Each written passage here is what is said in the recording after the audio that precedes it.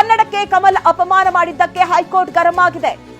ಕಮಲ್ಗೆ ನ್ಯಾಯಮೂರ್ತಿ ಎಂ ನಾಗಪ್ರಸನ್ನ ಅವರಿದ್ದ ಪೀಠ ತರಾಟೆ ತೆಗೆದುಕೊಂಡಿದೆ. ಕೂಡಲೇ ಕ್ಷಮೆ ಕೇಳುವಂತೆ ಕಮಲ್ ಹಾಸನ್ಗೆ ಸೂಚನೆ ಕೊಟ್ಟಿದೆ ಕೋರ್ಟ್.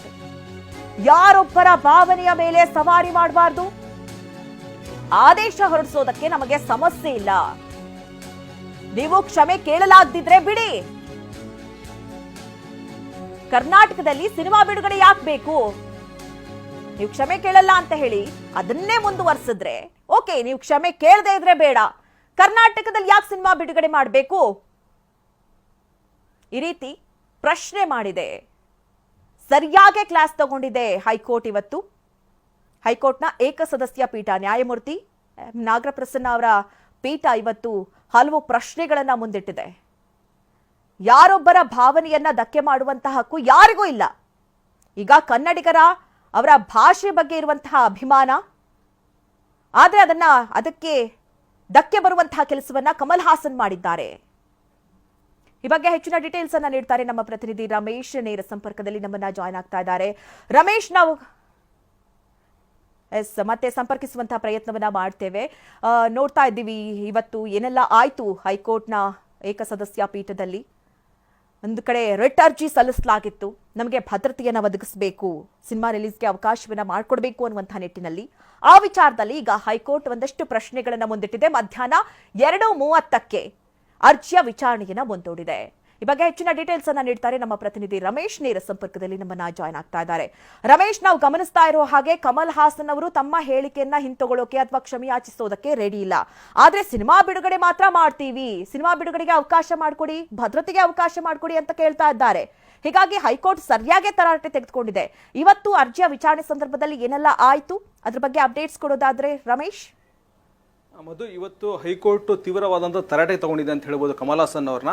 ಯಾಕಂದರೆ ನೀವು ಕಮರ್ಷಿಯಲ್ ಉದ್ದೇಶದ ಒಂದು ಸಿನಿಮಾವನ್ನು ಬಿಡುಗಡೆ ಮಾಡೋದಕ್ಕೆ ಬಯಸ್ತಾ ಇದ್ದೀರಾ, ಆದರೆ ಜನರ ಭಾವನೆ ಮೇಲೆ ನೀವು ಸವಾರಿ ಮಾಡೋದು ಸರಿಯಿಲ್ಲ ಅಂತೇಳಿ ಬಹಳ ಸ್ಪಷ್ಟವಾಗಿ ನೇರ ಮಾತುಗಳಿಂದ ಕಮಲ್ ಹಾಸನ್ ಹೇಳಿಕೆಯನ್ನು ಖಂಡಿಸಿದೆ.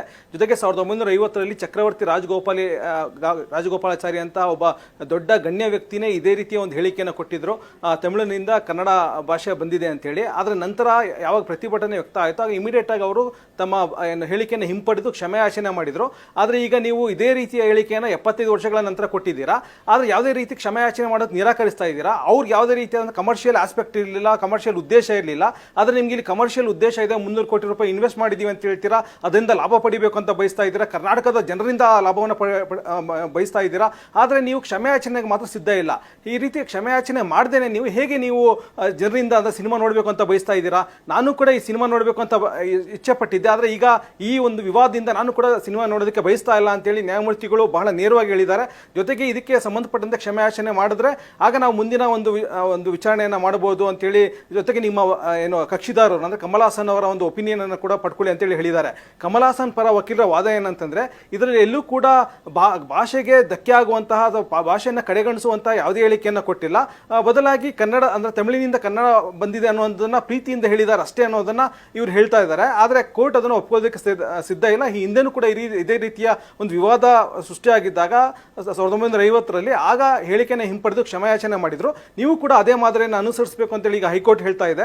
ಹೀಗಾಗಿ ಈಗ 2:30ಕ್ಕೆ ವಿಚಾರಣೆಯನ್ನು ಮುಂದೂಡಲಾಗಿದೆ. ಮಧ್ಯಾಹ್ನ ಈಗ ಕಮಲ್ ಹಾಸನ್ ಅವರ ಒಂದು ಸ್ಪಷ್ಟೀಕರಣವನ್ನು ಪಡ್ಕೊಂಡು ಕೋರ್ಟ್ಗೆ ಹೇಳಿಕೆಯನ್ನು ಕೊಡಬೇಕಾಗತ್ತೆ. ಒಂದು ವೇಳೆ ಏನಾದರೂ ಕಮಲ್ ಹಾಸನ್ ಅವರು ಕ್ಷಮೆಯಾಚನೆ ಮಾಡಿದ್ರೆ ಆಗ ಯಾವುದೇ ವಿವಾದ ಇರೋದಿಲ್ಲ. ಒಂದು ವೇಳೆ ಕ್ಷಮೆಯಾಚನೆ ಮಾಡದೇ ಇದ್ರೆ ಆಗ ಹೈಕೋರ್ಟ್ ಮುಂದೆ ಇದು ಭದ್ರತೆ ಕೊಡಬೇಕಾ ಬೇಡವಾ ಅನ್ನೋದ್ರ ಬಗ್ಗೆ ತನ್ನ ಒಂದು ಆದೇಶವನ್ನ ನೀಡೋ ಸಾಧ್ಯತೆ ಇದೆ. ಮಧು. ಓಕೆ ರಮೇಶ್, ಥ್ಯಾಂಕ್ ಯು ನಿಮ್ಮೆಲ್ಲ ಡೀಟೇಲ್ಸ್ಗಾಗಿ. ಇನ್ನು ಫಿಲ್ಮ್ ಚೇಂಬರ್ ನಲ್ಲಿ ಇವತ್ತು ಮೀಟಿಂಗ್ ನಡಿಬೇಕಾಗಿತ್ತು, ಇದು ಆರಂಭ ಆಗಿದೆ. ಫಿಲ್ಮ್ ಚೇಂಬರ್ ನಲ್ಲಿ ಮೀಟಿಂಗ್ ಕೂಡ ಆರಂಭ ಆಗಿರೋದು ಇದೇ ವಿಚಾರಕ್ಕೆ ಸಂಬಂಧಪಟ್ಟಂತೆ, ಅಂದ್ರೆ ಕಮಲ್ ಹಾಸನ್ ಅವರ ಹೇಳಿಕೆ ವಿಚಾರದಲ್ಲಿ. ಸಿನಿಮಾ ಬ್ಯಾನ್ ಬಗ್ಗೆ ಚರ್ಚೆ ಆಗ್ತಾ ಇದೆ. ಕೆಲವೇ ಕ್ಷಣಗಳಲ್ಲಿ ಸಿನಿಮಾ ರಿಲೀಸ್ ಭವಿಷ್ಯ ನಿರ್ಧಾರವಾಗುತ್ತೆ. ಫಿಲ್ಮ್ ಚೇಂಬರ್ ನಲ್ಲಿ ಇವತ್ತು ಮೀಟಿಂಗ್ ಕೂಡ ನಡೀತಾ ಇರುವಂತದ್ದು. ಏಕೆಂದ್ರೆ ಕನ್ನಡಿಗರನ್ನ ಕೆರಳುವಂತೆ ಮಾಡಿದಂತಹ ಕಮಲ್ ಹಾಸನ್ ಅವರ ಚಿತ್ರ ಬಿಡುಗಡೆ ಆಗಬಾರ್ದು, ಅವರ ಸಿನಿಮಾಗೆ ನಮ್ಮ ಕರ್ನಾಟಕದಲ್ಲಿ ಥಿಯೇಟರ್ಗಳನ್ನ ನೀಡಬಾರ್ದು, ಇದು ಕನ್ನಡಿಗರ ಒತ್ತಾಯ. ಹೀಗಾಗಿ ಈ ವಿಚಾರಕ್ಕೆ ಸಂಬಂಧಪಟ್ಟಂತೆ ಈಗ ಫಿಲ್ಮ್ ಚೇಂಬರ್ ಕೂಡ ಮೀಟಿಂಗ್ ಆರಂಭ ಆಗಿರೋದು. ಹೀಗಾಗಿ ಯಾವ ನಿರ್ಧಾರ ಆಗತ್ತೆ ಅನ್ನೋದನ್ನ ಕಾದು ನೋಡಬೇಕಾಗಿದೆ.